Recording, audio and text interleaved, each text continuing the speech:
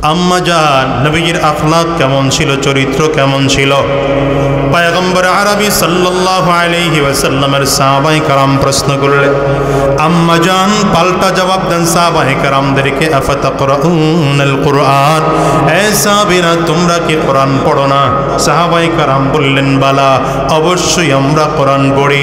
পয়গম্বর আরবির স্ত্রী আম্মা জান আয়েশা সিদ্দিকা রাদিয়াল্লাহু আনহা ডেকে বলেন, নবীর সাহাবীরা যদি কোরআন পড়ে থাকো তাইলে জবাব নিয়ে নাও, কানা খুলুকুহুল কুরআন। আমার নবীর আখলাক জানতে চাও, কোরআনুল কারীম যা আমার নবীর আখলাক ঠিক তা। এই জন্য বলি জমিনের মধ্যে আল্লাহ তাআলা দুটি কোরআন জগতের মানুষের কাছে পাঠিয়েছেন। এর মধ্যে একটা কোরআন হলো থিওরিক্যাল কোরআন, আরেক কোরআন হলো প্র্যাকটিক্যাল কোরআন। কথা কয় না? একটা হলো থিওরিক্যাল কোরআন, আরেক হলো প্র্যাকটিক্যাল কোরআন।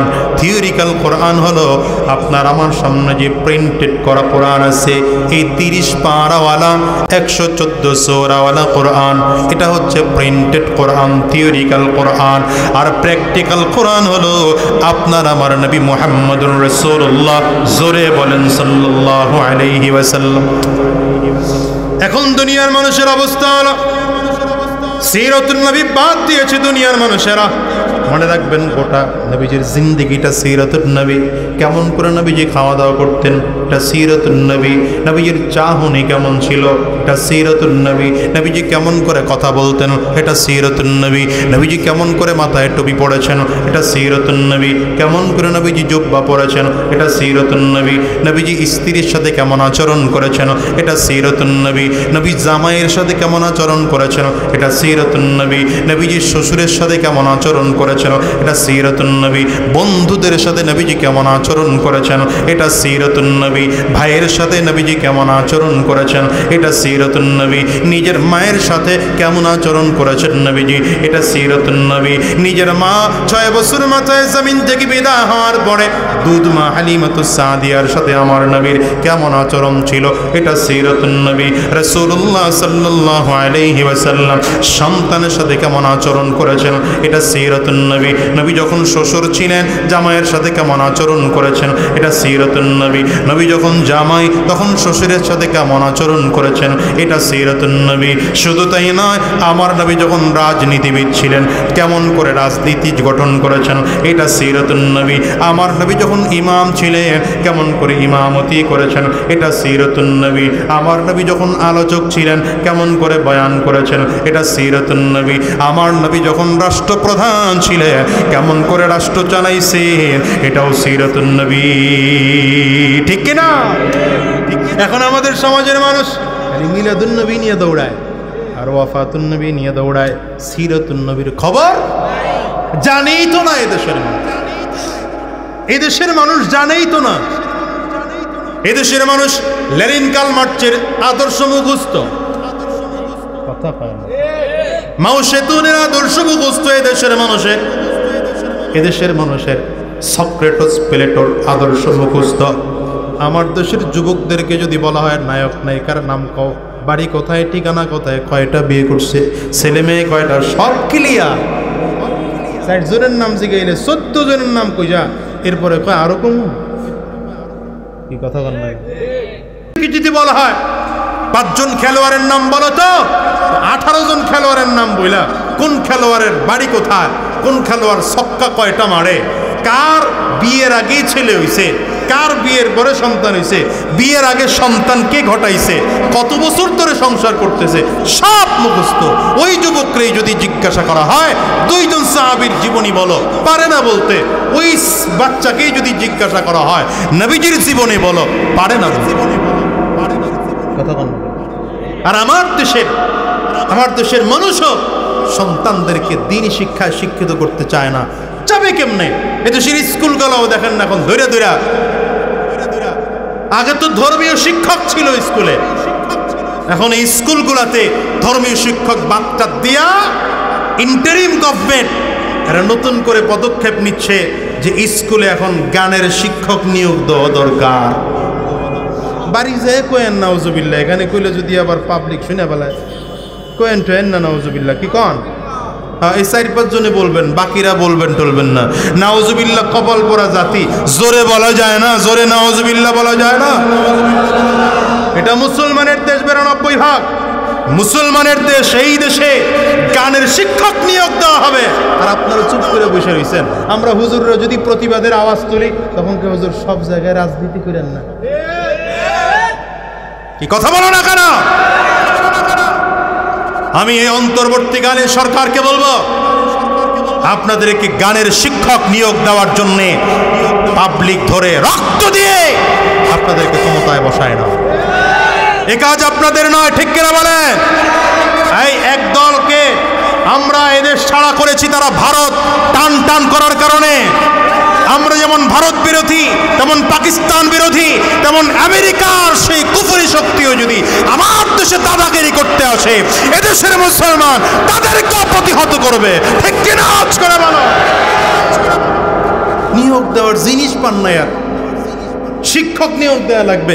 আশ্চর্যের বিষয় হচ্ছে, ধর্ম শিক্ষা এখন পড়ায় হিন্দু টিচারে, খারাপ পড়ায়। মুসলমানের সন্তানদেরকে ধর্ম শিখাচ্ছে হিন্দু টিচার। কত কপালে জাতির ঘুরছে, কত কপাল ঘুরছে।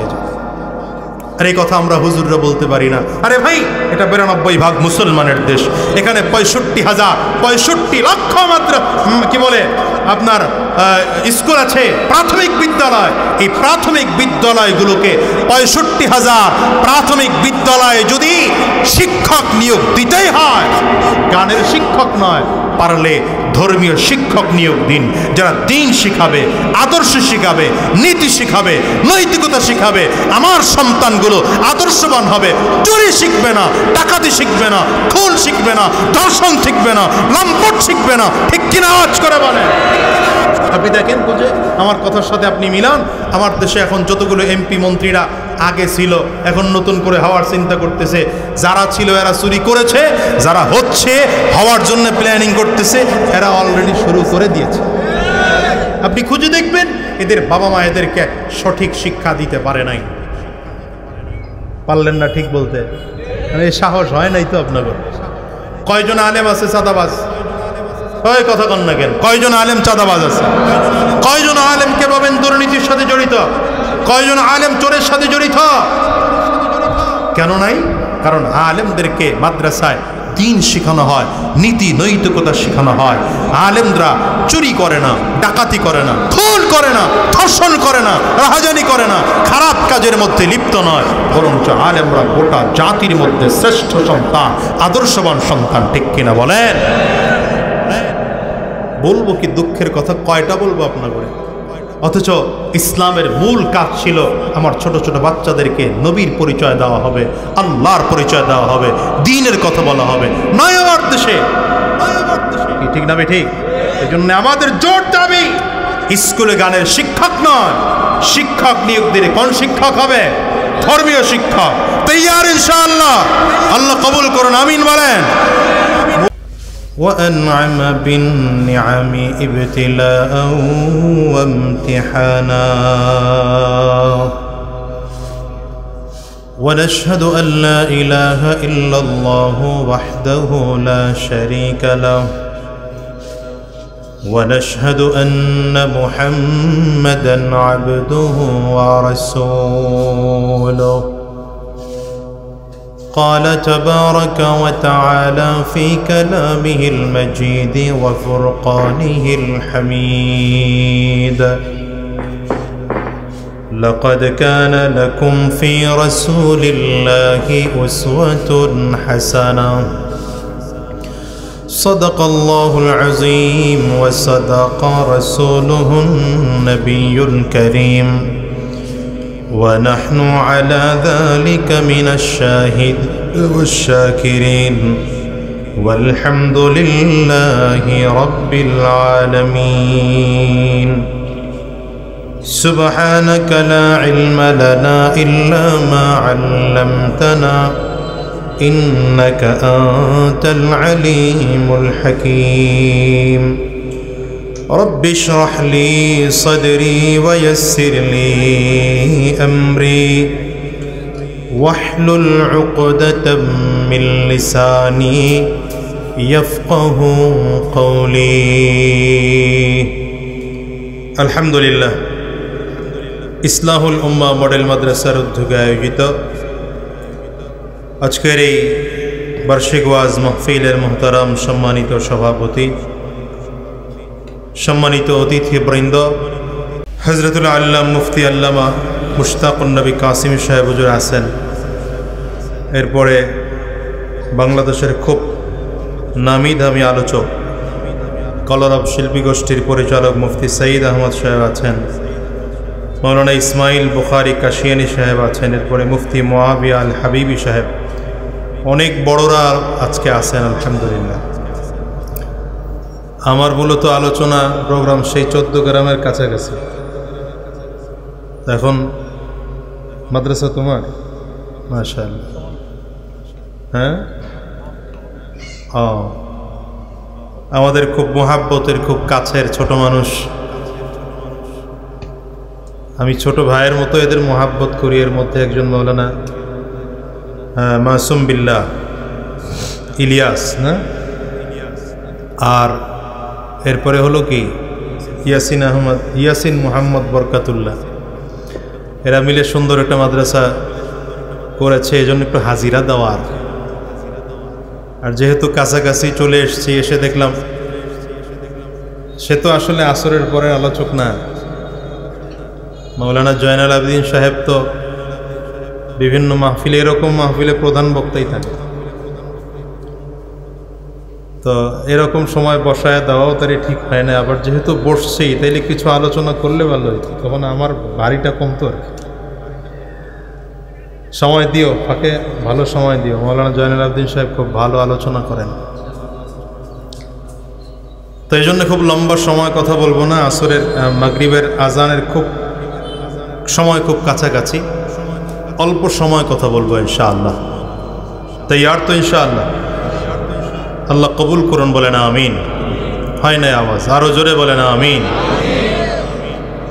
আয়াতে কারিমা তিলাওয়াত করেছে আল্লাহ রাব্বুল আলামিন বলেন, লাকাদ কানা লাকুম ফি রাসূলিল্লাহি উসওয়াতুন হাসানা। আল্লাহ তাআলা বলেন, তোমাদের জন্য রয়েছে নবীজির মধ্যে গ্রহণ করার মতো উত্তম আদর্শ। বলেন কথাটা কে বলেছেন? আপনারা কথা না বইলা থাকার লোক, বলেন কে বলেছেন? আল্লাহ বলেছেন। আল্লাহ যদি বলেন তোমাদের জন্যে, তাহলে কাদের জন্যে? আমাদের জন্য। এতগুলো মানুষ, বলেন কাদের জন্যে? আমাদের জন্য। তাহলে বলবো আমাদের জন্য বললে আবার কিছু গ্যাপ থাকে। অনেক সময় আমাদের জন্য হইলে মানুষ মনে করে আপনার জন্য, আমার জন্য না। কারণ সমাজের মানুষের অবস্থা হলো প্রত্যেকেই আরেকজনকে পরিবর্তন করাতে চায়, নিজে পরিবর্তন হতে চায় না। কি কথা বলেন না? আপনি দেখবেন এই যে এখনকার সময় বলে হুজুররা নির্বাচন করলে লাভ কি, হুজুররা কি পাশ করতে পারবে? যিনি বলতেছেন, যারা এই কথাগুলো বলতেছেন, এমন 10 জন 20 জন মানুষ যদি একত্রিত হয়ে বলতো না এবার যেহেতু হুজুররা ঐক্য হওয়ার সম্ভাবনা আছে, আর ওলামায়ে কেরাম যেহেতু এবার ক্ষমতায় যাওয়ার একটা সম্ভাবনা আছে, কথা না বলে আমরা সবাই মিলে এবার সমর্থন হুজুরদেরকেই দেব, তাইলে তো অন্তত প্রতিটা এলাকায় 200-400 করে ভোট বাড়ত। কি ঠিক না বেঠিক? এই কথা বলার কিছু মানুষ আছে, নিজে পরিবর্তন হয় না, আরেকজনকে পরিবর্তন করাতে চায়। আমি এই জন্য বলি এদেশে সুদ বন্ধ হয় না। সুদ বন্ধ না হওয়ার কারণ হলো যিনি সুদ খায় তিনি সুদের বিরুদ্ধে বলে, অর্থাৎ তিনি চাচ্ছে বাকিরা সব সুদ ছেড়ে দিক, আমি একা সুদ খাবো। কথা বলেন না কেন? যিনি ঘুষ খায় তিনি ঘুষের বিরুদ্ধে বলছেন। তার মানে তার চিন্তা হলো সবাই ঘুষ ছেড়ে দিক, আমি একা আগের মতোই থাকি। অর্থাৎ প্রত্যেকটা মানুষ চায় সমাজ ভালো হোক, দেশ ভালো হোক, জাতি ভালো হোক, কিন্তু নিজে ভালো হয় না। কি ঠিক না বেঠিক? আমরা প্রতিটা মানুষ যদি নিজের থেকে নিজে ভালো হওয়ার ফিকির করতাম, আমি যদি চিন্তা করতাম আমার মধ্যে ভুলগুলো কি আমি সংশোধন করি, আপনি যদি চিন্তা করেন আপনার মধ্যে ভুলগুলো কি আপনি সংশোধন করেন, এভাবে করে করে প্রত্যেকটা মানুষ যদি তার নিজের জায়গার থেকে চিন্তা করে আমার ভুলগুলো আমি সংশোধন করব, দেখবেন আপনাকে আমাকে নিয়েই তো সমাজ, একটা সময় গোটা সমাজ সুন্দর হয়ে যাবে। ঠিক না ভাই? ঠিক। ইসলামের থিওরি এটা। আমাদের সমাজ এখন আপনাদেরকে স্লোগান শিখিয়েছে, বদলে যাও, করে তাকায় রয়েছে, বদলে যাও, বদলে দাও। এটা হলো সমাজের বর্তমান স্লোগান। ইসলামের স্লোগানটা ভিন্ন। ইসলামের স্লোগান হচ্ছে বদলে যাই, বদলে দে। বুঝেন নাই কথা? পার্থক্য কি? বদলে যাও মানে তুমি বদলাও, আমি না। আমি আগের মতোই সুদখোর, আমি আগের মতোই চাঁদাবাজ, আমি আগের মতোই ঘুষখোর, বরঞ্চ একটারে তাড়ানোর পরে আমরা আরো বেশি করে চাঁদাবাজি করব। এটা হলো বদলে যাওয়ার অর্থ। আর বদলে যাই মানে হচ্ছে প্রথম আমি নিজে চুরি ছাড়ব, পরে চুরি ছাড়ার দাওয়াত দেব। প্রথম আমি নিজে ডাকাতি ছাড়ব, এরপরে মানুষকে ডাকাতি ছাড়ার দাওয়াত দেব। প্রথমে আমি নিজে চাঁদাবাজি ছাড়ব, এরপরে চাঁদাবাজি বন্ধের বিরুদ্ধে বলবো। প্রথমে আমি নিজে দুর্নীতি মুক্ত থাকব, এরপরে সমাজকে দুর্নীতি মুক্ত করার ফিকির করব। আর এই থিওরি শিখিয়েছেন আমার আপনার নবী সরওয়ারে দু আলম জনাবে মুহাম্মদুর রাসূলুল্লাহ। জোরে বলেন সাল্লাল্লাহু আলাইহি ওয়াসাল্লাম। রাসূলুল্লাহ সাল্লাল্লাহু আলাইহি ওয়াসাল্লামের সিরাত প্রত্যেকটা মানুষের জন্য পালনীয়। আমাদের সমাজের একদল মানুষ আছে, এরা মূল কাজ ছেড়ে দিয়েছে, এই কারণে এলোমেলো দিকে দৌড়ায়। নবীজি সাল্লাল্লাহু আলাইহি ওয়াসাল্লামের বিষয়ে আলোচনা যেহেতু আসছে, মাঝখান দিয়ে ছোট্ট কথা বলে দেই। রাসূলুল্লাহ সাল্লাল্লাহু আলাইহি ওয়াসাল্লামের গোটা জিন্দেগিটা 3 ভাগে ভাগ করা যায়। বলেন কয় ভাগে? একটু কথা বললেন, কয় ভাগে? এর মধ্যে প্রথম ভাগ মিলাদুন নবী সাল্লাল্লাহু আলাইহি ওয়াসাল্লাম। সহজ বাংলায় নাম মনে রাখেন, নবীজির জন্ম। বলেন নবীজির, জোরে বলেন নবীজির। আরবিটা কি? আরবিটা মনে রাখবেন, তাইলে আমার কথা বুঝতে সহজ হবে। এই থিওরি যদি আপনার আমার মধ্যে ঢুকে যায়, তাহলে ঝামেলা থাকে না, দ্বন্দ্ব থাকে না, ফিতনা থাকে না, ফাসাদ হাসাদ থাকে না। নবীজির পুরো জীবনটাকে আমরা কয় ভাগে ভাগ করব? প্রথম ভাগের নাম কি? মিলাদুন নবী। বলেন প্রথম ভাগের নাম কি? দ্বিতীয় ভাগের নাম সিরাতুন নবী। বলেন, আবারও বলেন সিরাতুন নবী। তৃতীয় ভাগের নাম ওয়াফাতুন নবী। বলেন তৃতীয় ভাগের নাম কি? এবার আবার আপনাদেরকে মনে করায় দিই। প্রথম ভাগের নাম মিলাদুন নবী, দ্বিতীয় ভাগের নাম সিরাতুন নবী, তৃতীয় ভাগের নাম ওয়াফাতুন নবী। মাশাআল্লাহ। বাংলা নাম মনে রাখেন, মিলাদুন নবী মানে হলো নবীজির জন্ম। বলেন নবীজির, জোরে বলেন না। দ্বিতীয় নম্বর সিরাতুন নবী মানে হচ্ছে নবীজির জীবন আদর্শ। বলেন নবীজির জীবন আদর্শ। তৃতীয় ভাগ ওয়াফাতুন নবী, নবীজির ইন্তেকাল। বলেন নবীজির ইন্তেকাল। এবার আরেকটু সহজে বুঝাই, 3টা জিনিস ক্লিয়ার হলে মিলাদুন নবী, নবীজির জন্ম। বলেন তো নবীজির জন্ম কয় দিনের ব্যাপার? কয় দিনের? এই যে মাশাআল্লাহ সচেতন। কয় দিনের? না 1 বছরের, 10 বছরের, 20 বছরের? মিলাদুন নবী কয় দিনের? 1 দিন। ওয়াফাতুন নবী, নবীজির ইন্তেকাল, এটা কয় দিনের ঘটনা? 1 দিনের। আচ্ছা আমি আবার একটু সহজে বুঝাই। তাহলে মিলাদুন নবী আর ওয়াফাতুন নবী টোটাল 1 দিন 1 দিন 2 দিনের ব্যাপার। এই কথা বলেন না? সিরাতুন নবী 63 বছরের হায়াতের জিন্দেগি, পুরোটাই সিরাতুন নবী। বুঝতেছেন কিনা? এবার আসেন, মিলাদুন নবী পালন করা যায় কিনা, ওয়াফাতুন নবী পালন করা যায় কিনা, এটা আগে বুঝেন। এই যে ইসলামে জন্মবার্ষিকী, মৃত্যুবার্ষিকী পালন করা শরীয়তে কোনো আহকাম নাই, শরীয়তের বিধান নাই। আমাদের দেশে এখন জন্মবার্ষিকীতে কেক কাটা হয় না, কথা হয় না। এরপরে বছরে 1 দিন বাবার জন্য দোয়া। কবে মারা গেছে তার ছেলে, তার বাবা, ছেলে মসজিদে আজকে জুমার দিন গেল, তো ইমাম সাহেবের কাছে চিঠি লিখে দিয়েছে, আজকে আমার বাবার মৃত্যুবার্ষিকী, এই জন্য দোয়া চাই। ইসলাম এটাকেও সমর্থন করে না। কেন?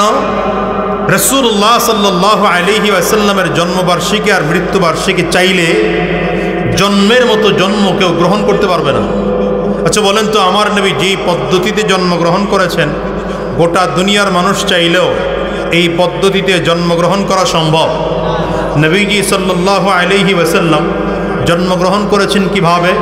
নবীজির মা আমিনা বলেন, আমার সন্তান যে আমার গর্ভে, অন্যান্য মায়েদের গর্ভে সন্তান থাকলে অনুভূতি হয়, আমার গর্ভে যে কোনো সন্তান আছে আমার মধ্যে কোনো অনুভূতি তৈরি হয়নি।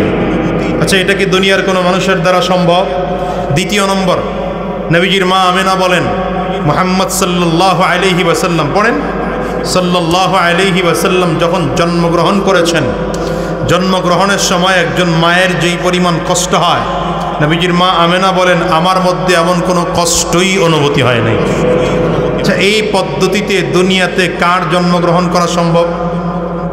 নবীজির মা আমিনা বলেন, নবী আলাইহিস সালাতু ওয়াস সালাম যখন জমিনে আসছেন, জমিনে আসার পরে নবীজির সিনা থেকে আলো বের হয়েছে। এই আলোর এত পাওয়ার ছিল, আলোর মধ্যে রোম, কায়সার, মিশর, এই এলাকার বড় বড় বিল্ডিংগুলো এই আলোর মধ্যে দেখা দিয়েছে। এই পদ্ধতিতে কার জন্মগ্রহণ করা সম্ভব? সম্ভব না। কথা বলেন না, সম্ভব? সম্ভব না। এরপরে আসেন, নবীজি সাল্লাল্লাহু আলাইহি ওয়াসাল্লাম জন্মগ্রহণের সময় নাভি কাটা অবস্থায় জন্মগ্রহণ করেছেন। এটা দুনিয়ার অন্য কার দ্বারা জন্মগ্রহণ করা সম্ভব? সম্ভব না। রাসূলুল্লাহ সাল্লাল্লাহু আলাইহি ওয়াসাল্লাম জন্মের সময় খাতনা অবস্থায় জন্মগ্রহণ করেছেন। কার দ্বারা এটা জন্মগ্রহণ করা সম্ভব? সম্ভব নয়। রাসূলুল্লাহ সাল্লাল্লাহু আলাইহি ওয়াসাল্লাম জন্মগ্রহণের সময় নবীজির সতর ঢাকা ছিল, নাভির উপর থেকে শুরু করে হাঁটুর নিচ পর্যন্ত আমার রাসূলুল্লাহ সাল্লাল্লাহু আলাইহি ওয়াসাল্লামের সতর ঢাকা অবস্থায় জন্মগ্রহণ করেছেন। দুনিয়ার কার দ্বারা সম্ভব? রাসূলুল্লাহ সাল্লাল্লাহু আলাইহি ওয়াসাল্লাম জন্মগ্রহণ করার পরেই অবয়ব আকৃতি এমন ছিল, নাক আর কপালটা জমিনে, হাতটা জমিনে এমনভাবে রেখেছেন মনে হয় নবীজি সাল্লাল্লাহু আলাইহি ওয়াসাল্লাম সাজদার মধ্যে আছেন। আচ্ছা বলেন, এই পদ্ধতিতে দুনিয়ার কোন সন্তানের জন্মগ্রহণ করা সম্ভব? সম্ভব না। ঠিক না বেঠিক? তাহলে নবীজি সাল্লাল্লাহু আলাইহি ওয়াসাল্লাম যেই পদ্ধতিতে যেইভাবে জন্মগ্রহণ করেছেন, দুনিয়ার কারো দ্বারা ওই একই পদ্ধতিতে জন্মগ্রহণ করা সম্ভব নয়। এবার আসেন ওয়াফাতুন নবী। নবীজি যখন ইন্তেকাল করবেন, নবী আলাইহিস সালাতু ওয়াস সালাম বসে আছেন, নবীজির ডান সাইডে পানির পাত্র দেওয়া হলো, নবীজি বারবার করে চেহারা মুছতেছেন।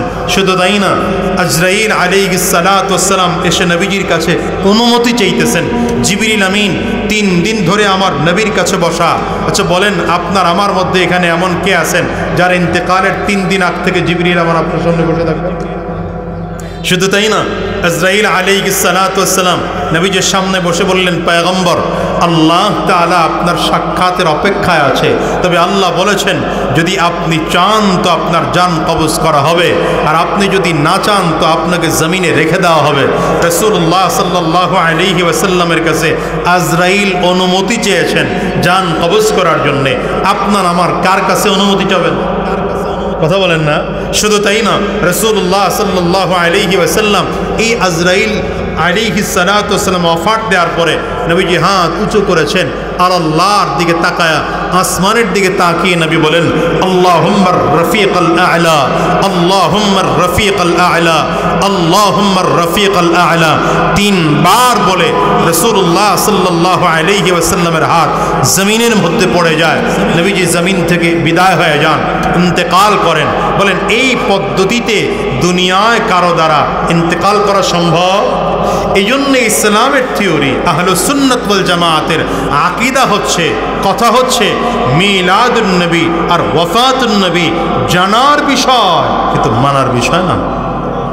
জানার বিষয় কিন্তু মানার, বুঝে না কথা, জানার বিষয় কিন্তু মানার বিষয় না, মানা যায়ও না।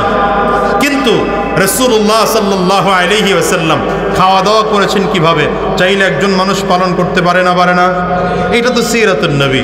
নবীজি সাল্লাল্লাহু আলাইহি ওয়াসাল্লাম ইস্তেঞ্জায় কিভাবে গিয়েছেন, এই পদ্ধতিতে আমি আপনি চাইলে ইস্তেঞ্জায় যেতে পারবো কি পারবো না? এটাই তো সিরাতুন নবী। রাসূলুল্লাহ সাল্লাল্লাহু আলাইহি ওয়াসাল্লাম টুপি পড়েছেন কি পদ্ধতিতে? একজন মানুষ চাইলে নবীজির পদ্ধতিতেই টুপি পড়তে পারবে না? পারবে না। আর এটাই তো সিরাতুন নবী। নবীজি সাল্লাল্লাহু আলাইহি ওয়াসাল্লামের শরীরের পোশাক যেমন ছিল, আপনার আমার শরীরের পোশাকটা তেমন চাইলে পরা সম্ভব না? সম্ভব না। এটাই তো সিরাতুন নবী। রাসূলুল্লাহ সাল্লাল্লাহু আলাইহি ওয়াসাল্লাম হাতের নখগুলো কিভাবে কাটতেন, পায়ের নখগুলো কিভাবে কাটতেন, মাথার চুল কিভাবে কাটতেন, নবীজি সাল্লাল্লাহু আলাইহি ওয়াসাল্লামের সেই পদ্ধতি অনুযায়ী পায়ের নখ, হাতের নখ, মাথার চুলগুলো এখনো কাটা সম্ভব না? সম্ভব না। আরে এটাই তো সিরাতুন নবী। এই জন্য বলি রাসূলুল্লাহ সাল্লাল্লাহু আলাইহি ওয়াসাল্লামের জন্ম থেকে আরম্ভ করে ইন্তেকাল পর্যন্ত গোটা জিন্দেগিটা নবীজির সিরাতুন নবী। এই জন্য মিলাদুন নবী, ওয়াফাতুন নবী জানার বিষয়, তবে মানার বিষয় নয়। মানা যায়ও না, কিন্তু সিরাতুন নবী জানারও বিষয়, মানারও বিষয়। শুধু মানার বিষয় নয়, মানুষ জান্নাতে যাবে না জাহান্নামে যাবে, এটা নির্ভর করে নবীজির সিরত মানার উপরে। যদি আমার নবীর সিরতকেও মেনেছে তো সে জান্নাতি, যে সিরত মানে নাই তো সে জাহান্নামী। গোটা হাদিসগুলো আমার নবীর সিরত, গোটা সুন্নাহগুলো আমার নবীর সিরত, গোটা কোরআনটা আমার নবীর সিরত। কথা বলেন, গোটা কোরআনটা সাহাবায়ে কেরামদের জামাত।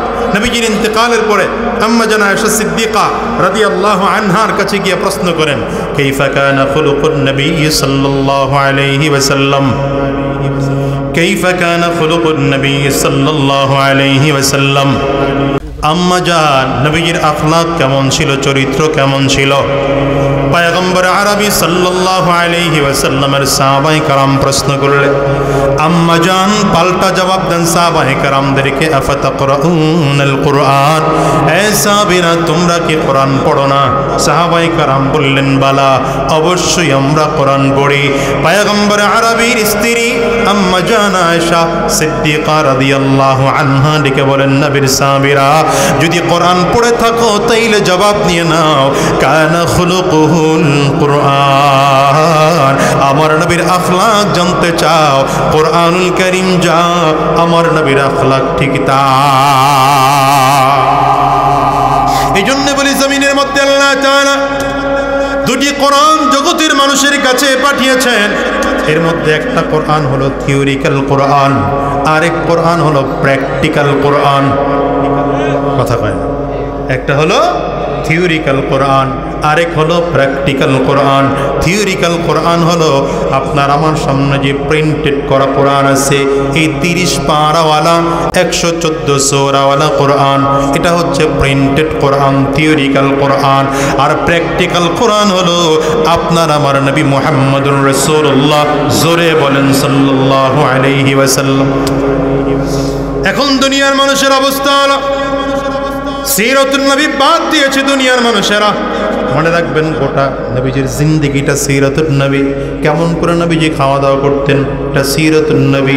নবীজির চাহনি কেমন ছিল, এটা সিরাতুন নবী। নবীজি কেমন করে কথা বলতেন, এটা সিরাতুন নবী। নবীজি কেমন করে মাথায় টুপি পড়েছেন, এটা সিরাতুন নবী। কেমন করে নবীজি জুব্বা পরেছেন, এটা সিরাতুন নবী। নবীজি স্ত্রীর সাথে কেমন আচরণ করেছেন, এটা সিরাতুন নবী। নবী জামাইয়ের সাথে কেমন আচরণ করেছেন, এটা সিরাতুন নবী। নবীজি শ্বশুরের সাথে কেমন আচরণ করেছেন, এটা সিরাতুন নবী। বন্ধুদের সাথে নবীজি কেমন আচরণ করেছেন, এটা সিরাতুন নবী। ভাইয়ের সাথে নবীজি কেমন আচরণ করেছেন, এটা সিরাতুন নবী। নিজের মায়ের সাথে কেমন আচরণ করেছেন নবীজি, এটা সিরাতুন নবী। নিজের মা 6 বছর মাথায় জমিন থেকে বিদায় হওয়ার পরে দুধ মা হালিমাতুস সাদিয়ার সাথে আমার নবীর কেমন আচরণ ছিল, এটা সিরাতুন নবী। রাসূলুল্লাহ সাল্লাল্লাহু আলাইহি ওয়াসাল্লাম সন্তানের সাথে কেমন আচরণ করেছেন, এটা সিরাতুন নবী। নবী যখন শ্বশুর ছিলেন, জামাইয়ের সাথে কেমন আচরণ করেছেন, এটা সিরাতুন নবী। নবী যখন জামাই, তখন শ্বশুরের সাথে কেমন আচরণ করেছেন, এটা সিরাতুন নবী। শুধু তাই নয়, আমার নবী যখন রাজনীতিবিদ ছিলেন, কেমন করে রাজনীতি গঠন করেছেন, এটা সিরাতুন নবী। আমার নবী যখন ইমাম ছিলেন, কেমন করে ইমামতি করেছেন, এটা সিরাতুন নবী। আমার নবী যখন আলোচক ছিলেন, কেমন করে বয়ান করেছেন, এটা সিরাতুন নবী। আমার নবী যখন রাষ্ট্রপ্রধান ছিলেন, কেমন করে রাষ্ট্র চালাইছেন, এটাও সিরাতুন নবী। ঠিক কিনা? এখন আমাদের সমাজের মানুষ মিলাদুন নবী নিয়ে দৌড়ায় আর ওয়াফাতুন নবী নিয়ে দৌড়ায়, সিরাতুন নবীর খবর জানেই তো না এদেশের মানুষ। এদেশের মানুষ জানেই তো না। এদেশের মানুষ লেনিন কার্ল মার্ক্সের আদর্শ মুখস্থ, কথা কয় না। মাও সেতুনের আদর্শ মুখস্থ এদেশের মানুষের। এদেশের মানুষের সক্রেটিস প্লেটোর আদর্শ মুখস্থ। আমার দেশের যুবকদেরকে যদি বলা হয় নায়ক নায়িকার নাম কও, বাড়ি কোথায়, ঠিকানা কোথায়, কয়টা বিয়ে করছে, ছেলে মেয়ে কয়টা, সব ক্লিয়ার। ৬০ জনের নাম জিগাইলে ১৪ জনের নাম কইয়া, এরপরে কয় আরো কম। কি কথা বল না? যদি বলা হয় ৫ জন খেলোয়াড়ের নাম বলো তো, ১৮ জন খেলোয়াড়ের নাম বইলা কোন খেলোয়াড়ের বাড়ি কোথায়, কোন খেলোয়াড় ছক্কা কয়টা মারে, কার বিয়ের আগেই ছেলে হইছে, কার বিয়ের পরে সন্তান হইছে, বিয়ের আগে সন্তান কে ঘটাইছে, কত বছর ধরে সংসার করতেছে, সব মুখস্থ। ওই যুবককেই যদি জিজ্ঞাসা করা হয় ২ জন সাহাবীর জীবনী বলো, পারে না বলতে। ওই বাচ্চাকেই যদি জিজ্ঞাসা করা হয় নবীজির জীবনী বলো, পারে না বলতে। কথা বল। আর আমার দেশের মানুষও সন্তানদেরকে দ্বীনি শিক্ষায় শিক্ষিত করতে চায় না। যাবে কেমনে? এদেশের স্কুলগুলোও দেখেন না এখন ধরে ধরে। আগে তো ধর্মীয় শিক্ষক ছিল স্কুলে, এখন এই স্কুলগুলোতে ধর্মীয় শিক্ষক বাচ্চা দিয়া ইন্টারিম গভর্নমেন্ট এরা নতুন করে পদক্ষেপ নিচ্ছে যে স্কুলে এখন গানের শিক্ষক নিয়োগ দেওয়া দরকার। বাড়ি যায় কোয়েন নাউজুবিল্লাহ, এখানে কইলে যদি আবার পাবলিক শুনে বেলায় কোয়েন টোয়েন না নাউজুবিল্লাহ, কি কন? এই ৪-৫ জনে বলবেন, বাকিরা বলবেন টলবেন না। নাউজুবিল্লাহ কপাল পোড়া জাতি, জোরে বলা যায় না, জোরে নাউজুবিল্লাহ বলা যায় না। এটা মুসলমানের দেশ, ৯২% মুসলমানের দেশ। এই দেশে গানের শিক্ষক নিয়োগ দেওয়া হবে, আর আপনারা চুপ করে বসে রয়েছেন। আমরা হুজুররা যদি প্রতিবাদের আওয়াজ তুলি, তখন কে হুজুর সব জায়গায় রাজনীতি করেন না, কি কথা বলো না কেন? আমি এই অন্তর্বর্তীকালীন সরকারকে বলবো, আপনাদেরকে গানের শিক্ষক নিয়োগ দেওয়ার জন্য পাবলিক ধরে রক্ত দিয়ে আপনাদেরকে ক্ষমতায় বসায় না। এ কাজ আপনাদের নয়, ঠিক কিনা বলেন? এই এক দলকে আমরা এদেশ ছাড়া করেছি, তারা ভারত টান টান করার কারণে। আমরা যেমন ভারত বিরোধী, তেমন পাকিস্তান বিরোধী, তেমন আমেরিকার সেই কুফরি শক্তিও যদি আমার দেশে দাদাগিরি করতে আসে, এদেশের মুসলমান তাদেরকে প্রতিহত করবে, ঠিক কিনা? আজ করে বলো। নিয়োগ দেওয়ার জিনিস পান না, আর শিক্ষক নিয়োগ দেওয়া লাগবে। আশ্চর্যের বিষয় হচ্ছে ধর্ম শিক্ষা এখন পড়ায় হিন্দু টিচার, খারাপ পড়ায়। মুসলমানের সন্তানদেরকে ধর্ম শিখাচ্ছে হিন্দু টিচার। কত কপালে জাতির ঘুরছে, কত কপাল ঘুরছে। আর এই কথা আমরা হুজুররা বলতে পারি না। আরে ভাই, এটা ৯২% মুসলমানের দেশ। এখানে ৬৫ লক্ষ মাত্র কি বলে আপনার স্কুল আছে, প্রাথমিক বিদ্যালয়। এই প্রাথমিক বিদ্যালয়গুলোকে ৬৫,০০০ প্রাথমিক বিদ্যালয়ে যদি শিক্ষক নিয়োগ দিতেই হয়, গানের শিক্ষক নয়, পারলে ধর্মীয় শিক্ষক নিয়োগ দিন, যারা দিন শিখাবে, আদর্শ শিখাবে, নীতি শিখাবে, নৈতিকতা শিখাবে।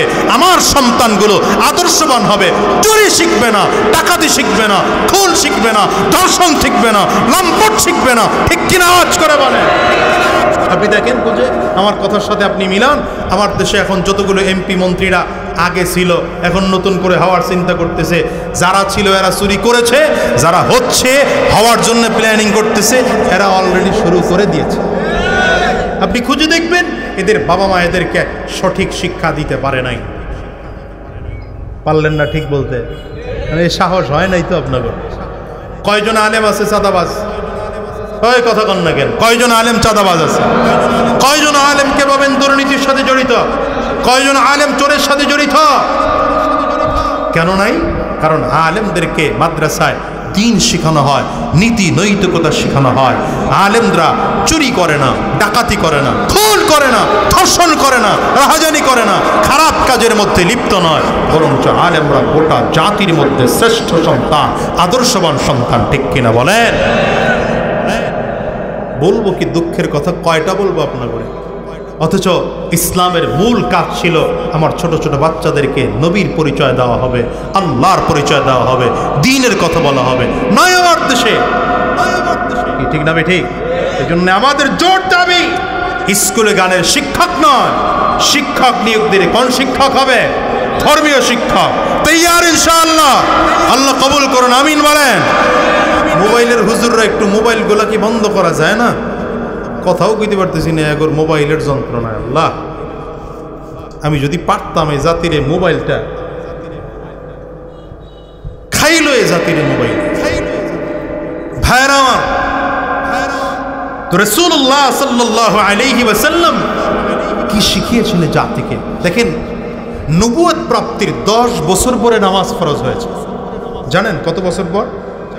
বলেন না, কত বছর পর? মুখ বন্ধ করে বয়ে থাকেন, মুখ খোলা যায় না। কয় বছর পর? হ্যাঁ, আরো জোরে কম, কয় বছর পর? এই 10 বছর নবীজি উম্মতকে কি শিক্ষা দিয়েছেন দেখেন। মদিনায় যাওয়ার আগে ইসলামের ফরজ বিধান নাজিল হয় নাই। রোজা ফরজ হয়েছে মক্কায় না মদিনায়? খবরই নাই এ জাতির। রোজা ফরজ হয়েছে মক্কি জিন্দিগিতে না মাদানী জিন্দিগিতে? মদিনায় গিয়া। তাও জবাব দিতে পারেন না, পারবেন কেমনে? সারাদিন তো খালি সিরিয়াল দেখেন বয়ে বয়ে।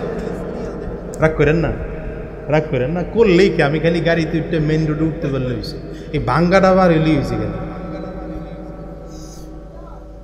আমার এই দেশে নবীজি কি শিখিয়েছেন জাতিকে, এই আদর্শই বুঝি না আমরা। রাসূলুল্লাহ সাল্লাল্লাহু আলাইহি ওয়াসাল্লামের উপরে নামাজ ফরজ হয়েছে নবুয়তের 10ম বছরে এসে। নবুয়তের 13তম বছরে নবীজি হিজরত করে মদিনায় গিয়েছেন। মদিনায় যাওয়ার পরে হজ ফরজ হলো, পর্দা ফরজ হলো, রোজা ফরজ হলো, যাকাত ফরজ হলো, সকল বিধানগুলো মাদানী জিন্দিগিতে ফরজ হলো। মাক্কি জিন্দিগিতে ফরজ হয় নাই কেন? মাক্কি জিন্দিগিতে ফরজ হয় নাই 2 কারণে। এক কারণ হচ্ছে নবুয়তের শুরু থেকে এই 10 বছর পর্যন্ত রাসূলুল্লাহ সাল্লাল্লাহু আলাইহি ওয়াসাল্লাম গোটা জাতিকে তাওহীদের শিক্ষা দিয়েছেন, আখলাকের শিক্ষা দিয়েছেন। জাতি কি করে চরিত্রবান হবে নবীজি সেটা শিক্ষা দিয়েছেন। জাতি আল্লাহ কিভাবে চিনবে নবীজি সেই পরিচয় দিয়েছেন। নবীকে কিভাবে চিনবে সেই পরিচয় দিয়েছেন। আখিরাতের আযাবের কথা এই জাতিকে শুনিয়েছেন। এই 10 বছর পর্যন্ত গোটা জাতিকে শিখিয়েছেন ইস্তেঞ্জা কেমন করে করবা, আয় মিয়া মাথায় টুপি কেমন করে দিবা, খানা কেমন করে খাইবা, বাবার সাথে কেমনে কথা বলবা, সন্তানের সামনে কেমনে কথা বলবা, জামাইয়ের সাথে কেমনে কথা বলবা, শ্বশুরের সাথে এই চলে এই বুঝাস। পুরো আলোচনায় পানি ঢেলে দিছিস বেটা ভাই, টোটালটা নবীজি 10 বছর পর্যন্ত শিখিয়েছেন। 10 বছর পরে নামাজ ফরজ হয়েছে। হ্যাঁ, এইবার ট্রেনিং দাও, ইসলামের ট্রেনিং দাও। মক্কায় গিয়েছেন, মক্কা থেকে হিজরত করে মদিনায় যাওয়ার পরে এবার ইসলামী রাষ্ট্র কায়েম হয়েছে। মক্কায় থাকা অবস্থায় কিন্তু ইসলামী রাষ্ট্র কায়েম হয়নি। ইসলামী রাষ্ট্র কায়েম করেছেন নবীজি কোথায় গিয়া? মদিনায় গিয়া। এই 2 নম্বর কারণ, যতগুলো ইবাদত আছে সকল ইবাদতের পূর্ণতা তখনই আসে যখন ইসলামী রাষ্ট্র কায়েম হয়। ইসলামী রাষ্ট্র কায়েম না হলে কোনো ইবাদতের পূর্ণতা আসে না। কেন বললাম? আমাদের দেশটা কি এখন ইসলামী রাষ্ট্র না অন ইসলামিক রাষ্ট্র? হ্যাঁ, ইসলামিক হইল কেটা কেটা? ইসলামী রাষ্ট্র না অন ইসলামী রাষ্ট্র? অন ইসলামিক রাষ্ট্র। এই জন্য আমরা নামাজ কায়েম করতে পারি না, নামাজ আদায় করি। তাহলে কোরআনে কি বলছেন? নামাজ আদায় করার কথা বলছেন, নামাজ কায়েমের কথা বলছেন। হ্যাঁ, কায়েম কি জিনিস আর আদায় কি জিনিস, পার্থক্য আছে না নাই? কায়েম হলো, আদায় হচ্ছে আমি একা একা নামাজ পড়লাম, আপনি একা একা নামাজ পড়লেন, এই মাহফিলে যেই কয়জন আছেন এই ওই কয়জন নামাজ পড়লাম, এটা হলো নামাজ আদায়। আর কায়েম হওয়ার অনেকগুলো অর্থ তাফসীরে বাইজাবির মধ্যে লেখা হয়। এর মধ্যে একটা হচ্ছে এই যে নামাজের পরিবেশ চালু হয়ে যাওয়া। পরিবেশ চালু হচ্ছে এমন, যেমন এখন মাগরিবের আজান দিবে, কিছুক্ষণ পরেই মাগরিবের আজান দেওয়ার সাথে সাথে প্রত্যেকটা দোকানের শাটারগুলো লেগে যাবে, প্রত্যেকটা ঘর থেকে পুরুষগুলো বের হয়ে মসজিদে চলে যাবে, দোকানের শাটারগুলো লেগে মসজিদে চলে যাবে, প্রত্যেকজন কাস্টমার মসজিদে চলে যাবে, একজন মানুষের রাস্তায় হাঁটবে না, সব মানুষগুলো মসজিদে গিয়ে জামাতের সাথে নামাজ আদায় করবে। এটা হচ্ছে নামাজ কায়েম। আচ্ছা বলেন তো, এখন কি নামাজ কায়েম না নামাজ আদায়? কথা কয় না। তো আদায় কায়েম হবে কখন? যখন ইসলামী রাষ্ট্র আইন কায়েম হবে। ইসলামী রাষ্ট্র কায়েম হবে। আমার দেশের এই থানার ওসি যদি আইন করে দিতেন, যদি কাউকে দেখা যায় নামাজ পড়ে নাই, 3 দিন জেল কাটতে হবে। পাওয়া যাইতো বাইরে লোক? পাওয়া যাইতো? তাইলে বাইরে লোক পাওয়া যেত না, তারা তখন সব মসজিদে, ঠিক না বেঠিক বলেন? যদি আইন পাশ করা হতো সরকার থেকে, যারা জাকাত দিবে না, যারা জাকাত দিবে না, কাউকে যদি জাকাত দেওয়া না হয়, কারো উপরে জাকাত ফরজ হয়েছে, দেওয়া হলো না, তাইলে তাকে 1 বছর কারাদণ্ড। তাহলে বলেন আমার দেশের কেউ জাকাত ফাঁকি দিত? ফাঁকি দিত না। আমার দেশে চুরি একের পর এক চলতেছে, এই জায়গায় চুরি সকালবেলা, ওই জায়গায় চুরি বিকালবেলা। বরঞ্চ এখনকার আইন হচ্ছে, ব্যাপারটা হচ্ছে এমন, যে যত বড় নেতা সে তত বড় চোর। কি ঠিক না? যে যত বড় নেতা সে তত বড় ডাকাত, যে যত বড় নেতা সে তত বড় চাঁদাবাজ। আমি তো বলি ইসলামের দেশ যদি থাকতো, এদেশে যদি ইসলাম কায়েম থাকতো, প্রত্যেকটা নেতার হাত কাটা যেত। আমি এই যে বলেছি 5 আগস্টের পরে বেশি আইন করার দরকার নাই। এখন তো উপজেলা চেয়ারম্যানরা নাই, এখন তো এমপিরাও নাই, এরপরে কমিশনাররাও নাই, মেয়ররাও নাই, ইউনিয়ন পরিষদ এখনো ভাঙে নাই। এ কারণে 5000 ইউনিয়ন পরিষদের চেয়ারম্যানদের মধ্যে তাও নাকি 3500 গায়েব। 3500 পালাইছে। কই 3500? কয় না, দেখছেন? কয় না। বলেন বলেন বলেন, 3500 চেয়ারম্যান কই? আরো জোরে কও, আওয়াজ করে কও, চিল্লা কও। চুরি করে পালাইছে। এখন আছে আলহামদুলিল্লাহ 1-1.5 আছে, আমি একজন আছি এর মধ্যে। যারা পালায় নাই হেগোর মধ্যে আমি। কইবেন না তো, হুজুররা না, এই জন্য কইবেন না তো। পালান লাগে না, হুজুরগুর পালান লাগে না। কারণ যেগুলো জনগণের প্রতি জুলুম করেছে, অত্যাচার করেছে, ওরা তো পালাইতেই হবে। যারা জুলুম করে নাই, অত্যাচার করে নাই, অবিচার করে নাই, যারা ইনসাফের সাথে এদেশ চালাতে চেয়েছে, ইনসাফের সাথে চলেছে, দুর্নীতির কালি যাদের শরীরের মধ্যে নাই, তাদের পালাতে হবে না। দেখেন না দরবেশ সাহেব এমন কালি মাখছে, এমন দুর্নীতির কালি মেখেছে, দরবেশ সাহেবের দাড়ি কামাইছে, এরপরে মুখের মধ্যে কলব দিয়া সব কালো বানাইছে, বানায় প্যান্ট শার্ট খুলে লুঙ্গি পড়েছে, এরপরে মাছের টলারে উঠেছে। আইন শৃঙ্খলা রক্ষা বাহিনী বলে বাঁচতে পারবো না, কট খাওয়ায় দেব। তা আমি বলেছিলাম এই যে বর্তমান যে চেয়ারম্যান আছে 1,500, এই ইন্টারিম গভর্নমেন্ট এতটুকু আইন পাশ করুক, অন্তর্বর্তীকালীন সরকার এতটুকু আইন পাশ করুক, যে কয়জন চেয়ারম্যান বর্তমানে আছে 100% সরকারি সম্পদের রক্ষণাবেক্ষণ করবে। কোনো একজন চেয়ারম্যান যদি সরকারি সম্পদ চুরি করে ধরা খায়, ডাকাতি করে ধরা খায়, কোনো কাজের বরাদ্দ অনুযায়ী কাজ না করে যদি সে কাজের সম্পদ চুরি করে, তাহলে জাতীয় মসজিদ বাইতুল মুকাররমে জুমার নামাজের পরে মিডিয়ার উপস্থিতিতে চেয়ারম্যানের হাত কেটে দেওয়া হবে। একটা চেয়ারম্যানের হাত কাটেন, বাকিগুলো এমনি ভালো হয়ে যাবে।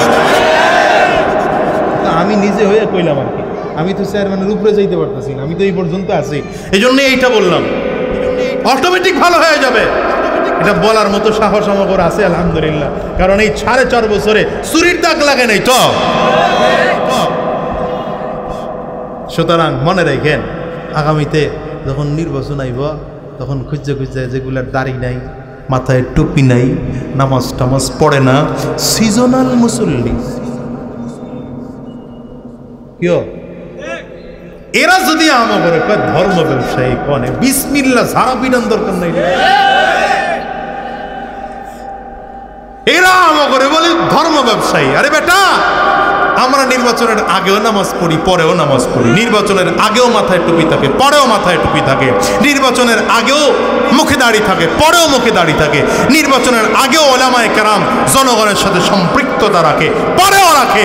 তোমরা তো নির্বাচন আসলে মসজিদে মসজিদে দৌড়াও, মাথায় টুপি লাগাও, মুখে দাড়ি রাখো। আমরাও চাই তোমরা সব সময় দিনের রাস্তায় চলো, তাহলে তোমরাও ভালো হয়ে যাও, আমরাও ভালো হয়ে যাই, গোটা জাতিটাই ভালো হয়ে যায়। ঠিক কিনা আওয়াজ করে বলে? আল্লাহ জাতিরে বুঝার তৌফিক দান করুন। তো 10 বছর নবীজি কয় কারণে বললাম, দুই কারণে। এক কারণ হলো 10 বছর নবীজি গোটা জাতিকে এই এদিকে আখলাক শিখিয়েছেন, তালিম দিয়েছেন, আখিরাতের তালিম, কিয়ামত কাকে বলে এটা শিখিয়েছেন। নামাজ আমার রাসূলুল্লাহ সাল্লাল্লাহু আলাইহি ওয়াসাল্লাম শিখানোর আগে এগুলো শিখায় ক্লিয়ার করেছেন। দ্বিতীয় নম্বর কারণ, মদিনায় যাওয়ার পরে সকল বিধান আসলো, কারণ ইসলামী রাষ্ট্র কায়েম হওয়ার আগ পর্যন্ত কোনো বিধানকে পরিপূর্ণভাবে পালন করা যায় না।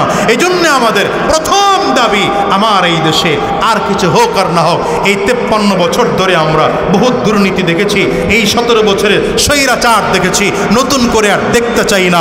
এবার ইসলাম কায়েম করতে চাই, বাংলার আকাশে কালিমার পতাকা উড্ডীন করতে চাই, কোরআন দিয়ে দেশ চালাতে চাই। তৈয়ার কারা কারা দেখি, হাতগুলো উঁচা করে দেখা হয় ইনশাআল্লাহ। ভয়ের কিছু নাই, শুধু সাহস নিয়ে সামনে আগান। বলবেন হুজুর হবে না, আমি বলি না হবে না সেটা নয়, চেষ্টা আপনার আমার শুরু করেন, একদিন হয়ে যাবে। আজ থেকে 1450 বছর আগে ইতিহাস দেখেন না, রাসূলুল্লাহ একা, বলেন না নবীজি ওই হেরা গুহাতে যেদিন নবীজি ওহী প্রাপ্ত হলেন, কোরআনের আয়াত নাজিল হলো, তখন নবীজির সাথে কয়জন ছিল বলেন না? আসছেন ঘরে, আম্মাজান খাদিজা রাদিয়াল্লাহু আনহাকে বলেন জাম্মিলুনি, আম্মাজান চাদর দিয়ে ঢাকলেন। একটা চাদর দেওয়া হলো, নবীজির বন্ধ হয় না। আরেক চাদর দেওয়া হলো, কাঁপুনি বন্ধ হয় না। আরেক চাদর দেওয়া হলো, কাঁপুনি বন্ধ হয় না। রাসূলুল্লাহ সাল্লাল্লাহু আলাইহি ওয়াসাল্লাম দাওয়াত বন্ধ করেন নাই। আম্মাজান খাদিজা কালিমা পড়ে মুসলমান হয়েছেন। পরের দিন আবু বকর সিদ্দিক কালিমা পড়ে মুসলমান হয়েছেন। পরের দিন আলী রাদিয়াল্লাহু আনহু কালিমা পড়ে মুসলমান হয়েছেন। ইসলামের প্রথম যুগ চলে গেল। দ্বিতীয় বর্ষে এসে সাদ ইবনে আবি ওয়াক্কাস রাদিয়াল্লাহু আনহু, এমন করে 6 বছর চলে গেল। 6 বছর বসে মুসলমানের সংখ্যা মাত্র 40 জন অমুসলমান। শুধু তাই না, এরপরে নবীজি হিজরত করে চলে গেলেন বদরের প্রান্তরে। মাত্র হাতে গোনা 313 জন সাহাবী চলে গেলেন উহুদের ময়দানে। হাতে গোনা 1000 সাহাবী চলে গেলেন খন্দকের ময়দানে। হাতে গোনা 3000 সাহাবী অমুসলমান চলে গেলেন মোতার প্রান্তরে। মক্কা বিজয় করেছেন 10,000 সাহাবী। কিন্তু যেদিন নবীজি বিদায় হজের ভাষণে, আমার নবী বিদায় ভাষণ দিচ্ছিলেন, সেই দিন নবীজির সামনে 1.25 লক্ষ সাহাবী, দুনিয়ার মুসলমান। ইসলাম ছোট, রাসূলুল্লাহ সাল্লাল্লাহু আলাইহি ওয়াসাল্লাম নিজেই বলেন আল ইসলামু বাদাআ গরীবান ওয়া সায়াউদু কামা বাদাআ গরীবা। ইসলাম তো ছোট আকারে জমিনে শুরু হয়েছে, আবার ইসলাম একসময় ছোটই হয়ে যাবে। আপনি মনে করেন না আমরা মুসলমানের সংখ্যা কম, আমরা সবাই মিলে ইসলামের পক্ষে কথা বলে লাভ নাই। আমি বলবো না না, বর্তমান বাংলাদেশে আমরা 92 ভাগ মুসলমান। এদেশে নামাজের সংখ্যা এখনো কম নয়, রোজাদারের সংখ্যা এখনো কম নয়, দিনদারদের সংখ্যা এখনো কম নয়, মাথায় টুপি দেওয়া মানুষের সংখ্যা এখনো কম নয়, মুখে দাড়ি রাখার সংখ্যা এখনো মানুষ কম নয়। সবাই মিলে যদি চিন্তা করি, আমরা ডান বাম বহুত দেখেছি। এবার আমরা আর দুনিয়ার এই প্লেটো, অ্যারিস্টটল, এদের সক্রেটস, এদের আদর্শ দিয়া দুনিয়া চালাতে চাই না। এবার মুহাম্মদুর রাসূলুল্লাহ আদর্শ দিয়া, কোরআন দিয়া দেশ চালাতে চাই। সবাই মিলে চাইলে এ দেশটা কোরআনের শাসন কায়েম হতে বাধ্য।